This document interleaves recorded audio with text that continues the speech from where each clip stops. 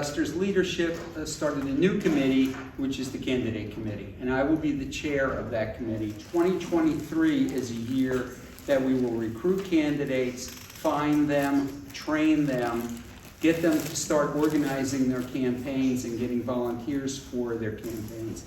And then in 2024, in March, is when they will officially sign up. We've got about 35 slots that need to be filled. When you go about your daily lives and you're meeting with people, what I want you to do is listen for people who might be interested in running as candidates or might have questions. I'm willing to speak to anybody. All I need is their name and their contact information, and I need to know from you that they are aware that I'm going to be calling. I don't want to cold call anybody. The other thing I'm going to ask you to do is to think about organizations that you're aware of.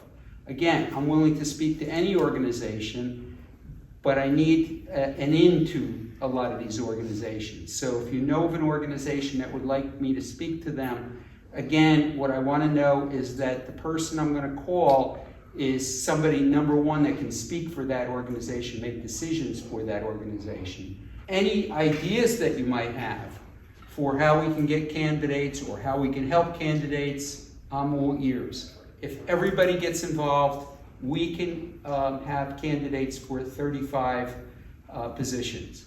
All right? If we don't, if there's no participation, to Lester's point, nothing will happen. We'll be the same as we've been year after year after year, and nothing will change. So I need your help. We recommend you secure your weapon and ammunition to prevent unauthorized access. I think we all have heard about the 6-year-old that picked up his mom's gun and shot his teacher. We want to develop and enforce red flag laws in South Carolina. It allows an individual to go before a judge and recommend that an individual's weapons, be taken away for a short amount of time because they fear that that person will harm himself or someone else. The last two are unique to Horry County. We want to stop the government encouraging gun sales. Myrtle Beach should not be in the business of recommending that people buy guns or encouraging it by allowing gun shows 2 per year at their facility at the convention center. And finally, we want you and everyone else to discourage open carry. Vote for candidates that want common sense gun laws. 2, educate yourself and others about the gun laws and your gun risk. 3, support gun groups in the area. There are multiple gun groups. Obviously, we're one. Moms is the next biggest one.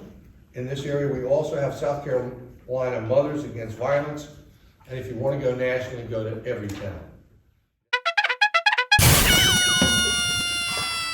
Aspects that they're trying to enforce to make sure our elections are clean, honest, clean, fair elections, right?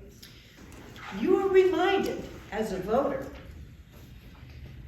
that you are required to review your ballot multiple times before it's cast.